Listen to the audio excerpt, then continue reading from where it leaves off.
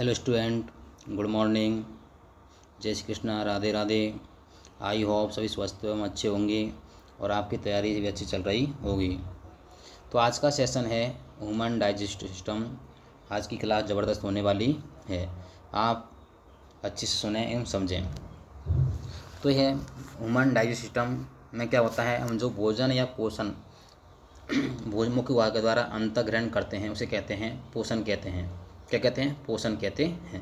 जो खाद्य पदार्थ या हम भोजन करते हैं और मुख के द्वारा अंतर्ग्रहण करना पोषण कहलाता है। तो मुख के 3 भाग होते हैं, तालु है, जिह्वा है और दांत होते हैं। ये किसके क्या हैं? भाग हैं। अब मुख गुहा के द्वारा जो भोजन ग्रहण करते हैं, ग्रहण करने के बाद भोजन कहाँ जाएगा? मुख गुहा में जाएगा। मुख गुहा में क्या होते हैं? दांत होते हैं। क्या करते हैं? दांत भोजन के बड़े बड़े टुकड़ों को, जैसे मुख गुहा के अंदर गया मुख गुहा के अंदर दांत भोजन के बड़े बड़े टुकड़ों को छोटे छोटे टुकड़ों में परिवर्तित कर देते हैं। अब परिवर्तित करने के बाद क्या होता है? मनुष्य के 2 प्रकार के दांत होते हैं। एक होते हैं दूध के दांत। दूध के दांतों की संख्या होती है 20। क्या होती है? 20 होती है। और जबकि स्थायी दांतों की संख्या कितनी होती है? 32 होती है। कितनी होती है? 32 होती है। तो 20 दांत होते हैं। 20 दांतों का क्या होती है? शुरुआत बचपन से होती है। जो बच्चा होता है शुरुआत में 6 महीने के बच्चे के दांत सबसे प्रथम दांत निकलते हैं, उसके इंसिसर दांत निकलना स्टार्ट हो जाते हैं। तो इंसिसर दांत होते हैं जो क्या करते हैं? भोजन को काटने का कार्य करते हैं। भोजन को काटने का या भोजन के बड़े बड़े टुकड़ों को छोटे छोटे टुकड़ों में परिवर्तित करने का कार्य करते हैं। इसके बाद आते हैं कैनाइन दांत होते हैं। ये रदनक दांत होते हैं। रदनक क्या करते हैं? ये भोजन को चीरने फाड़ने का कार्य करते हैं। जो शाकाहारी जीव होते हैं उनमें अल्पविकसित होते हैं, जबकि मांसाहारी जीवों में ये सुविकसित होते हैं। ये क्या करते हैं? मांस को चीरने फाड़ने का कार्य करते हैं। उसके आते हैं प्रीमोलर दांत होते हैं। ये अग्रचर्वणक दांत होते हैं। ये क्या करते हैं? ये भोजन को चबाने में सहायक होते हैं। उसके बाद आते हैं मोलर दांत होते हैं। ये भोजन को चबाने का कार्य करते हैं। इन्हें बोलते हैं अक्लडांड। क्या कहते हैं? अक्लडांड। और ये 25 वर्ष के बाद निकलते हैं। क्या निकलते हैं? 25 वर्ष के बाद निकलते हैं। तो मनुष्य में 4 प्रकार के दांत होते हैं। एक होते हैं कृंतक, रदनक और अग्रचर्वणक और चवर्णक। इनके स्ट्रक्चर है, देखो, ये कैनाइन होते हैं, रदनक है, इनकी क्या है? ये पेन नुकीले होते हैं। इसलिए क्या होते हैं? मांसाहारी लोगों में जीवों में पाए जाते हैं जो भोजन का चीरफाड़ करने के कार्य करते हैं। अब भोजन के बड़े बड़े टुकड़ों को दांतों के द्वारा छोटे छोटे टुकड़ों में परिवर्तित कर दिया जाता है। तो मनुष्य में जो स्थायी दांत होते हैं, दूध के दांत होते हैं, 20 होते हैं। और ये शिशुओं में कृंतक दांत से निकलना स्टार्ट हो जाते हैं। और ये 12 से 13 वर्ष की उम्र में सभी 20 दांत निकल जाते हैं। और जबकि मोलर्स दांत होते हैं, क्या होते हैं? मोलर्स दांत होते हैं, इनकी संख्या होती है 22। क्या होती है? 12 होती है। क्या होती है? 12 होती हैं। ये 25 वर्ष की उम्र तक निकल जाते हैं। तो मनुष्य में तो दांत 2 बार निकलते हैं, इसलिए मनुष्य को क्या कहते हैं? 2 बार दंती कहते हैं। मनुष्य के दांत जबड़े में धसे हुए होते हैं, इन्हें कहते हैं गर्ददंती कहते हैं। क्या कहते हैं? गर्ददंती कहते हैं, थीकोडेंट कहते हैं। मनुष्य को क्या कहते हैं? थीकोडेंट, गर्ददंती दांत कहते हैं। मनुष्य में 4 प्रकार के दांत पाए जाते हैं, इसलिए क्या कहते हैं? विषम दंती भी कहते हैं। विषम थीकोडेंट कहते हैं। तो मनुष्य में क्या होते हैं? 4 प्रकार के दांत होते हैं, इस प्रकार से विषम दंती कहते हैं। और मसूड़ में धंसने के कारण से गर्ददंती भी कहते हैं। और 2 बार निकलने के कारण दांतों को 2 बार दंती भी कहते हैं। अब दांतों के द्वारा भोजन को काट दिया जाता, चबा के भोजन खा जाएगा, जिह्वा पर जाता है। खा जाता है, जिह्वा पर जाएगा। और जिह्वा क्या करती है? भोजन में लार मिलाने का कार्य करती है। क्या करती है? लार मिलाने का कार्य करती है। तो भोजन में एक होती है तो कर्ण कहते हैं कर्णमूल ग्रंथि, एक होती है पैरोटिड ग्रंथि होती है। पैरोटिड ग्रंथि से क्या निकलते हैं? टाइलिन एंजाइम निकलता है। क्या निकलता है? टाइलिन एंजाइम निकलता है। एक होता है लाइसोजाइम एंजाइम। टाइलिन एंजाइम क्या करता है? जैसे भोजन मुख में गया तो लार मिलाएगा, तो टाइलिन एंजाइम क्या करता है? टाइलिन एंजाइम भोजन में उपस्थित क्या होती है? प्लांट शर्करा, पादप शर्करा कौन सी? स्टार्च को माल्टोज में परिवर्तित कर देता है। क्या करता है? परिवर्तित करता है। उसके अंदर होता है लाइसोजाइम एंजाइम। क्या होता है? लाइसोजाइम एंजाइम क्या करता है? भोजन में उपस्थित हानिकारक सूक्ष्मजीवों को नष्ट कर देता है। क्या करता है? नष्ट कर देता है। और मुख के अंदर कहते हैं जिह्वा में 4 प्रकार की क्या होती हैं? स्वाद कलिकाएँ होती हैं। क्या होते हैं? 4 प्रकार की स्वाद कलिकाएँ होती हैं। ये स्वाद कलिका, तो उसमें जिह्वा का अग्रभाग होता है स्वीट होता है। क्या होता है? स्वीट। जिह्वा का अग्रभाग मीठे खाद्य पदार्थों का स्वाद करता है। जैसे ही हमारे जीभ के अग्रभाग से कोई पदार्थ टच होता है और वो मीठा है तो उसको हमको तुरंत पता चल जाता है। अब ये जो नीले कलर का भाग है, क्या है? नीले कलर का भाग है दोनों तरफ, ये वाला, ये क्या करता है? साल्ट या नमकीन, चटपटे या नमकीन भाग, नमकीन खाद्य पदार्थों का क्या करता है? स्वाद करता है। यह सावर ग्रीन कलर का है, जो सावर है खट्टे होता है। क्या होता है? खट्टे पदार्थों का करता है स्वाद करता है। दोनों पदार्थ क्या है? फिर लास्ट में होता है बिटर होता है, मतलब कड़वे। तो हमें जो क्या होता है? कड़वे पदार्थों का जो जिह्वा का लास्ट भाग होता है, अंतिम भाग होता है, वो खट्टे मतलब कड़वे भागों का स्वाद करता है। तो हमें जब जो खाद्य पदार्थ खाते हैं, जो भी भोजन करते हैं, जब यदि भोजन कड़वा है तो हमको अंत में मतलब काफ़ी समय बाद पता चलता है, जब उसको हम चबा लेते हैं कि भोजन कड़वा है या मीठा है। अब भोजन जिब्या में 4 प्रकार के स्वाद क्या होते हैं, जो भोजन के स्वाद का पता हमको स्वाद का अनुभव कराती है। और जिब्या क्या करती है, भोजन में लार बनाने का कार्य करती है, जिससे भोजन लुगदीनुमा क्या होता है, लुगदीनुमा हो जाता है, जिसे कहते हैं बाइल कहते हैं। क्या कहते हैं, बाइल कहते हैं। अब भोजन लुगदीनुमा हो जाता है, इसमें लार बन जाती है, जिससे भोजन लसलसा हो जाता है, चिपचिपा हो जाता है। अब चिपचिपा भोजन किस में जाएगा, ग्रसनी में जाएगा। किस में जाएगा, ग्रसनी में जाएगा। अब भोजन देखो ये है मुख है, मुख से भोजन इसमें जाएगा ग्रसनी में जाता हुआ। अब भोजन जाएगा ग्रसनी में गया, ये है ग्रसनी, यहाँ तक पहुँच गया। अब ग्रसनी के अंदर यहाँ होता है एपिग्लोटिस ढक्कन होता है। देखो ये वाला ढक्कन है, कौन सा है, एपिग्लोटिस ढक्कन है। क्या करा, एपिग्लोटिस पीस ये उपास्थि का बना होता है, सृजन होता है। इसके अंदर देखो ऊपर वाली स्ट्रक्चर देखो, इस तरह की स्ट्रक्चर होती है, जो मिट्टी कलर की स्ट्रक्चर है, ये क्या है, एपिग्लोटिस ढक्कन है। क्या है, एपिग्लोटिस ढक्कन होता है। ये क्या करता है, इसे घाटी ढक्कन भी कहते हैं। ये पेशीय संरचना होती है। ये क्या करती है, भोजन को किसमें, भोजन को श्वासनाल में, किसमें, श्वासनाल में जाने से रोकता है। जैसे आपने भोजन किया, किस किया, भोजन किया, भोजन कहाँ जाएगा, यहाँ से आता हुआ सीधा इसमें जाना चाहिए, इस वाली नली में जाना चाहिए। जबकि यदि आप बात करते हैं तो भोजन इस नली में न जाकर इसमें, ये हमारी क्या होती है, इसमें चला जाता है। भोजन इसमें चला जाएगा तो क्या होगा, तो हमारी सब्जी हैं क्या होती है, तीखी होती हैं। और श्वासनाल होती है, वो क्या होती है, बहुत मुलायम या कोमल संरचना होती है। क्या होती है, संरचना होती है। यदि जैसे इसके अंदर सब्जी या कुछ नमकीन पदार्थ जाएगा, हमें क्या होती है, खट्टी खट्टी डकार आने लगती हैं, जलन होने लगती हैं। इसलिए हमको भोजन करते समय बात नहीं करनी चाहिए। तो एपिग्लोटिस ढक्कन होता है, ये भोजन को श्वास नली में जाने से रोकता है। ये क्या होती है, पेशीय स्ट्रक्चर होती है, इसे क्या कहते हैं, घाटी ढक्कन कहते हैं। घाटी ढक्कन क्यों कहते हैं, किस में है, घाटी में। देखो बिल्कुल चढ़ाव सा है, इधर से सीधा है, इसलिए एक घाटी सी में लगा हुआ है, इसे क्या कहते हैं, घाटी ढक्कन कहते हैं। अब भोजन ग्रसनी से खा गया, ग्रसिका में जाएगा। ग्रसिका क्या होती है, ग्रसिका में ये वाली ग्रसिका है पूरी, क्या है, ग्रासनाल कह लो या आरनाल कह लो, ये है। तो इसमें भोजन गया। अब भोजन जाने के बाद में क्या होता है, सलिस्मा कोशिकाएं होती हैं, सलिस्मा कोश में सलिस्मा का स्त्राव करती हैं, जिससे भोजन लसलसा चिपचिपा जाता है। और भोजन यहाँ से होता हुआ, भोजन यहाँ से होता कहाँ पहुँच जाएगा, भोजन पहुँच जाता है अमाशय में। अब कहाँ पहुँच गया, अमाशय में। ये हमारी क्या है, ये वाली स्ट्रक्चर है, ये क्या है, ग्रासनाल की है। किसकी है, ग्रासनाल की है। और ये वाला भाग है, ये वाला अग्रभाग है, ये क्या है, अमाशय का अग्रभाग है। और ये वाला भाग है जो मध्य भाग है, और ये वाला भाग है जो इसका अमाशय का पक्ष भाग है। अब इसके अंदर क्या होती हैं, जैसे भोजन इसके अंदर जाएगा, ये होती है गैस्ट्रिक ग्लैंड। क्या होती है, गैस्ट्रिक ग्लैंड होती हैं। गैस्ट्रिक ग्लैंड क्या करती हैं, के जठर ग्रंथि होती हैं, वो HCl अम्ल का स्रावित करती हैं। क्या करती हैं, HCl अम्ल का क्या करती हैं, स्रावित करती हैं। अब HCl अम्ल का स्रावन होगा तो ये क्या करते हैं, भोजन और उपस्थित सूक्ष्म जीव एवं हानिकारक पदार्थों का, हानिकारक क्या होते हैं, सूक्ष्म जीव होते हैं, उनको क्या करती है, नष्ट कर देती हैं। और भोजन को अम्लीय माध्यम प्रदान करती है। अम्लीय माध्यम से भोजन का क्या होता है, पाचन जल्दी होता है। अब क्या होगा, भोजन का पाचन हो गया। अब इसके अंदर क्या होती हैं, इसके अंदर होती हैं सलिस्मा कोशिका होती हैं। इसका आंतरिक होता है, ये वाला भाग है, इसके अंदर सलिस्मा सेल्स होती हैं। क्या होती हैं, सलिस्मा कोशिका होती हैं। सलिस्मा कोशिका क्या करती हैं, HCl अम्ल से अमाशय की आंतरिक दीवार की सुरक्षा करती हैं। जिससे यदि HCl अम्ल क्या होता है, HCl अम्ल है, ये भी क्या करता है, यदि इसके अंदर सलिस्मा कोशिकाएं नहीं होंगी तो क्या करता है, अमाशय का भी पाचन कर देगा। क्या करेगा, अमाशय का पाचन कर देगा। अमाशय का पाचन कर देगा तो अमाशय क्या हो जाएगा, खराब हो जाएगा, नष्ट हो जाएगा, जिससे हमारे भोजन में क्या होगा, हमारे भोजन का पाचन नहीं होगा। तो इसके अंदर भी क्या होते हैं, इसके अंदर पेप्सिन और रेनिन एंजाइम का क्या होता है, स्त्रावन होता है। क्या होता है, पेप्सिन और रेनिन एंजाइम का स्त्रावन होता है। पेप्सिन क्या करता है, इसमें प्रोटीन होती है। क्या होती है, जो खाद्य पदार्थ द्वारा हम दूध पीते हैं, अंडा से या दाल खाते हैं, ड्राई फ्रूट खाते, सभी में क्या होती है, प्रोटीन होती है, दालों में प्रोटीन होती है, तो उसका इसमें पाचन हो जाएगा।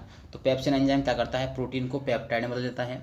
और रेनिन एंजाइम किस में होता है, रेनिन एंजाइम बच्चों में पाया जाता है। तो बच्चों में जो माँ का दूध होता है उसमें केसिन नाम की प्रोटीन पाई जाती है। क्या पाई जाती है, केसिन प्रोटीन होती है, जो रेनिन एंजाइम केसिन को पराकेसिन में बदल देता है। और जो केसिन प्रोटीन है वो क्या कर पराकेसिन मिल जाती है, और क्या होती है, वो अपघटित होकर शिशुओं को पोषण प्रदान करती है। अब इसी के अंदर होती है अग्नाशय ग्रंथि। क्या होती है, ऊपर देखोगे आपने, यकृत ग्रंथि होती है। क्या होती है, यकृत ग्रंथि होती है। यकृत ग्रंथि का देखो चित्र देखो, एक बार ग्रंथि देखो, यकृत ग्रंथि होती है ना, यकृत ग्रंथि होती है, यकृत ग्रंथि इस प्रकार की होती है। देखो ये वाली है, ये वाली यकृत ग्रंथि है। ये कौन सी है? लीवर ग्रंथि है। तो लीवर ग्रंथि में क्या करती है? लीवर से निकलता है पित्तरस। क्या निकलता है? पित्तरस निकलता है। और पित्तरस किस में मिल जाता है? यमाशय में मिल जाता है। तो अमाशय में क्या होते हैं? तो अमाशय क्या करते हैं? ये क्षारीय माध्यम पर यदि आपको एसियल अम्ल का अधिक स्त्रावन हो गया, अधिक स्त्रावन जाएगा तो क्या होगा? अम्ल। तो भोजन क्या जाएगा? अम्लीय हो जाएगा। अम्ल होगा तो एसिडिटी हो जाएगी। तो क्या करता है? जो पित्त अम्ल है भोजन को क्या करता है? क्षारीय माध्यम प्रदान करता है। क्षारीय माध्यम से क्या है? भोजन क्या होता है? उदासीन हो जाता है और जिससे कि उसका पाचन होना शुरू हो जाता है। तो लीवर ग्रंथि होती है। लीवर को क्या कहते हैं? शरीर की क्या कहते हैं? प्रयोगशाला कहते हैं। क्या कहते हैं? प्रयोगशाला कहते हैं, क्योंकि इसमें जितनी भी क्या होती हैं रासायनिक अभिक्रिया होती है वे लीवर के अंदर होती हैं। लीवर के अंदर होती है पित्त ग्रंथि, जो क्या होती है? पित्त ग्रंथि से कहते हैं पित्ताशय। क्या होती है? पित्ताशय होता है। पित्ताशय पित्त का लवन करता है, जो भोजन को अमाशय में क्या होता है? क्षारीय माध्यम प्रदान करता है। अब इसके अंदर भोजन में क्या होता है? भोजन के बड़े बड़े टुकड़ों को महीन छोटे छोटे टुकड़ों में परिवर्तित किया जाता है और इसमें बिल्कुल क्या होता है? बिल्कुल पाचन हो जाता है। अब पाचन होने के बाद जो अपचित भोजन है वो खा जाएगा, इस टुकड़े से छोटी आंत में चला जाएगा, खा जाएगा, छोटी आंत में जाएगा। और छोटी आंत में जाने के बाद अब भोजन यहाँ से, ये वाली क्या है? अमाशय है। अब भोजन यहाँ से होता हुआ ये इसमें छोटी आंत में जाएगा। तो ये क्या है? ये तो स्टोमक है, मतलब अमाशय है। और ये वाला क्या है? डेड्यूनियम। डेड्यूनियम होता है अग्रछुद्रांत। क्या होता है? अग्रछुद्रांत भाग होता है इसका, छोटी आंत का अग्रछुद्रांत होता है। ये होता है जेजुनम भाग। जेजुनम होता है, ये होता है क्षुद्रांत। इसे कहते हैं क्षुद्रांत भाग कहते हैं। कैसे कहते हैं? क्षुद्रांत। क्षुद्रांत में क्या होता है? भोजन का सर्वाधिक पाचन होता है। किसमें होता है? भोजन का सर्वाधिक पाचन एवं अवशोषण होता है। क्षुद्रांत में क्या होगा? आप देखो, इसके अंदर आएगा भोजन, यहाँ से निकलेगा, इसमें भोजन क्या होगा? पाचन हो जाएगा। भोजन धीरे धीरे पाचन होगा और भोजन कहाँ पहुँच जाएगा? भोजन का सर्वाधिक पाचन तो किसमें होता है? डेड्यूनियम अग्र क्षुद्रांत में होता है। यहाँ तो भोजन का सर्वाधिक डेड्यूनियम भाग है, इसमें भोजन का सर्वाधिक क्या होता है? पाचन होता है। और जबकि सर्वाधिक अवशोषण होता है भोजन का जेजुनियम में होता है क्षुद्रांत भाग। क्या होता है? छोटी आंत। ये क्या है? छोटी आंत है। क्या है? छोटी आंत का सर्वाधिक अवशोषण होता है। किसका? खनिज पदार्थों का, विटामिन, प्रोटीन्स हैं, कार्बोहाइड्रेट, स्टार्च, वसा का सब सर्वाधिक पोषण होता है, अवशोषण होता है। वो कहाँ होता है? क्षुद्रांत या जेजुनम में होता है। और यहाँ के बाद भोजन का निकलता हुआ है ना, इस ग्रंथि एलियम भाग से निकलता हुआ किसमें चला जाता है? बड़ी आंत में चला जाता है। अब देखो किस प्रकार भोजन का किस प्रकार अवशोषण होता है। तो कोई इसकी ये छोटी आंत है, छोटी आंत के अंदर देखो इस तरह की स्ट्रक्चर होती है। इसकी आंतरिक स्ट्रक्चर इस प्रकार की होती है। अब इसके अंदर इसकी भी आंतरिक स्ट्रक्चर होती है। ये है दीर्घ कोशिकाएं। क्या है? दीर्घ रोम कोशिका कहते हैं, बिली कहते हैं बिली या दीर्घ रोम कोशिकाएं होती हैं। इसी की स्ट्रक्चर ये वाली है और इसी के स्ट्रक्चर क्या है? इसको बड़ा करके देखा गया। तो इसमें क्या होते हैं? देखो ये ऊपर तंतुनुमा संरचना है, ये रोम है। ये क्या है? रोम है।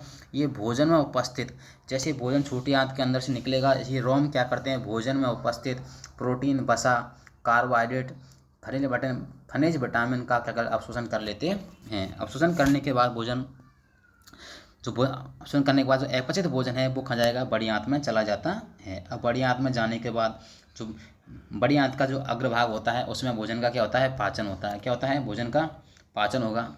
अब भोजन का पाचन होगा, ये वाला है देखो, ये भी स्ट्रक्चर किसकी है? छोटी आंत की है। इसकी आंतरिक स्ट्रक्चर होती है और ये वाली संरचना है दीर्घ रोम कह लो या बिली कह लो, ये देखो। और ये होती है एपिथेलियम कोशिकाएं होती हैं। क्या होती हैं? एपिथेलियम पेशी कोशिकाएं होती हैं। इनमें इस प्रकार के तंतु होते हैं जो छोटी आंत में होते हैं और ये क्या करते हैं? भोजन का सर्वाधिक अवशोषण करते हैं। इसमें छोटी आंत में क्या होता है? कार्बोहाइड्रेट, स्टार्च, प्रोटीन, वसा, विटामिन और खनिज लवणों का अवशोषण होता है। जबकि अब भोजन देखो, ये वाला भाग है, ये छोटी आंत का बड़ी आंत में हो गया। अब तो नीचे वाला ये अपेंडेक्स है, ये क्या है? अवशेषीय अंग है। क्या है? मनुष्य का अवशेषीय अंग है। ये उन जीवों में पूर्ण रूप से विकसित होता है जो क्या करते हैं? सेलुलोज का क्या करते हैं? पाचन करते हैं। जो क्या करते हैं? घास फूस खाते हैं, सेलुलोज अधिक खाते हैं, सेवन करते हैं, उनमें ये क्या होती है? विकसित होती है। ये क्या करते हैं? सेलुलोज का पाचन करने में सहायक होती है। जबकि मनुष्य क्या करता है? सेलुलोज भोजन के रूप में ग्रहण नहीं करता है, इसलिए इसमें अवशेषीय अंग के रूप में रह गई है। अब भोजन छोटी आंत से इसमें बड़ी आंत में जाएगा। इस वाले भाग में क्या होगा? इस वाले भाग में भोजन का क्या होता है? पाचन होगा। पाचन होने के बाद भोजन इसमें जाएगा, ये है बृहदांत में जाएगा। किसमें जाएगा? बृहदांत में जाएगा। बृहदांत में जाने के बाद इसमें क्या होता है? भोजन का सर्वाधिक, भोजन का नहीं, किसका? जल। किसका? जल। और किसका अवशोषण होता है? दवाइयों का। किसका होता है? दवाइयों का क्या होता है?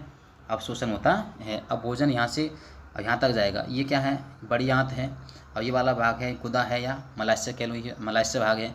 अब भोजन इसमें जाएगा, इसके अंदर क्या होता है, जल एवं दवाइयों का क्या होता है, अवशोषण होता है।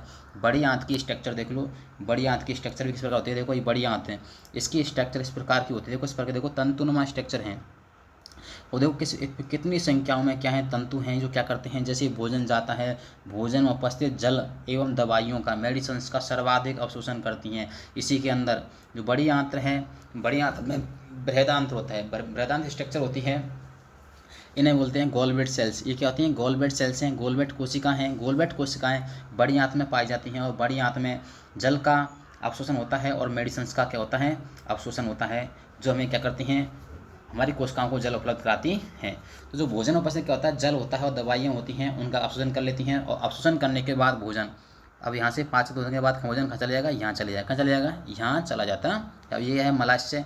मलाशय में के अंदर क्या होती हैं, गुदा है, गुदा में होती हैं अवरोधनी पेशियाँ होती हैं, जो भोजन में उपस्थित जिस भोजन का पाचन बड़ी आंत में उन्हें होता है, तो वो क्या होता है, अवशिष्ट पदार्थ रूप होता है, और जो अवशिष्ट पदार्थ का गुदा के द्वारा क्या किया जाता है, उत्सर्जन किया जाता है। क्या अब ये वाली ये ग्रंथि है, ये वाली यकृत ग्रंथि है, इसे क्या कहते हैं, मनुष्य की प्रयोगशाला, क्या कहते हैं, प्रयोगशाला कहते हैं। और इससे क्या, इसी के अंदर होता है पित्ताशय, क्या होता है, इसे कहते हैं गॉल ब्लैडर, ये होता है पित्ताशय, और इससे क्या निकलता है, पित्त हार्मोन निकलता है।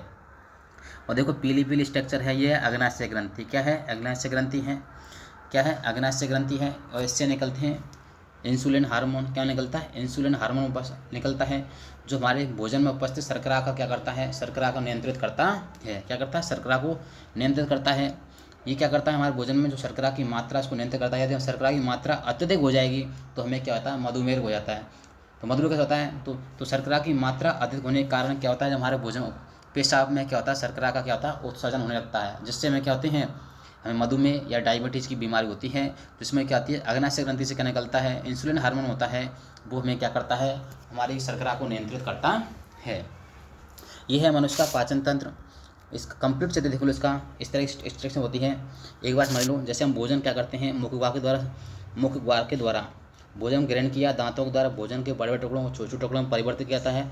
उसके बाद ग्रसनी में जाता है, ग्रसनी में जाने के बाद क्या जाएगा, ग्रसनी के अंदर क्या होता है, कंठ में एपिग्लोटिस ढक्कन होता है। एपिग्लोटिस ढक्कन क्या करता है, भोजन को श्वास नली में जाने से होता है, और भोजन किसमें, ग्रासनाल में होता हुआ अमाशय में पहुंच जाता है। अमाशय में क्या होते हैं, एस्चियम होता है, जो भोजन को अम्लीय माध्यम प्रदान करता है, और भोजन में उपस्थित हानिकारक पदार्थों को नष्ट कर देता है। और इसके अंदर अमाशय के अंदर सलिस्मा होता है, जो क्या करता है, अमाशय के भीतरी स्तर को आंतरिक स्तर को एस्चिलम के दुष्प्रभाव से बचाता है। इसी के अंदर क्या होता है, पेप्सिन एंजाइम और रेनिन एंजाइम होते हैं, जो क्या करते हैं, भोजन में उपस्थित प्रोटीन का पाचन कर देते हैं। अब भोजन जो अपचित भोजन होता है, इसके ऊपर लाल वाली स्ट्रक्चर है, यकृत है, क्या है, यकृत, इसके अंदर पित्त होते हैं। पित्त क्या करता है, भोजन को क्षारीय माध्यम प्रदान करता है। जो अपचित भोजन है वो छोटी आंत में जाएगा। छोटी आंत में क्या होती हैं, जो छोटी आंत का अग्रभाग होता है, अग्र क्षुद्रांत भाग होता है, इसे कहते हैं डुडेनियम।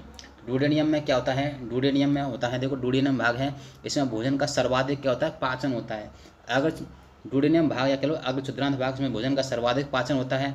अब इस पाचन होने के बाद भोजन जाएगा जेजुनियम। जेजुनियम होती है क्षुद्रांत भाग, क्या होता है, क्षुद्रांत भाग होता है, क्या होता है, क्षुद्रांत होता है। इसमें भोजन गया, इसमें क्या होता है, भोजन का सर्वाधिक क्या होता है, अवशोषण होता है। क्या होता है, सर्वाधिक अवशोषण किस होगा, कार्बोहाइड्रेट, वसा, प्रोटीन, खनिज लवण, विटामिन का अवशोषण होगा। और उस होने के बाद भोजन खा जाएगा, इलियम में चले जाता है। इलियम में भी क्या होता है, थोड़ा पाचन हो जाता है। पाचन होने के बाद भोजन अब यहाँ से निकलता हुआ बड़ी आंत में जाएगा। बड़ी आंत का ये वाला भाग है ये बड़ी आंत का अग्रभाग है, इसमें भोजन का क्या होता है, पाचन होता है। पाचन होने के बाद इधर आएगा, ये भोजन का बृहदांत भाग होता है। बृहदांत में क्या होता है, बृहदांत के अंदर भोजन में उपस्थित जो भोजन था, पचित भोजन था, उसमें से जल का अवशोषण होता है। क्या होता है, जल का अवशोषण होगा। जो हमें मेडिसिन लेते हैं उनका भी अवशोषण होता है। अब यहाँ से जो अपचित भोजन है, इसके अंदर जो जिसका पाचन नहीं हुआ, जो खा जाता है मलाशय में, ये क्या है, नीचे वाला भाग है मलाशय। यहाँ से यहाँ तक का भाग मलाशय में जाएगा। मलाशय में जाकर एकत्रित हो जाता है। इकट्ठा होने के बाद इसके अंदर अवरोधनी पेशियाँ होते हैं, जो मल को त्यागने में सहायता करती हैं। इसके अंदर क्या होते हैं, एंजाइम्स होते हैं, जो हमको मल त्यागने के लिए हम क्या करते हैं, जो एक्टिव होते हैं। जैसे है संदेश मिलता है हमको, तो हम क्या करते हैं, मलाशय को, मल को या अपशिष्ट पदार्थ को गुदा के द्वारा बाहर निकाल देते हैं। यह है मनुष्य में पाचन तंत्र है।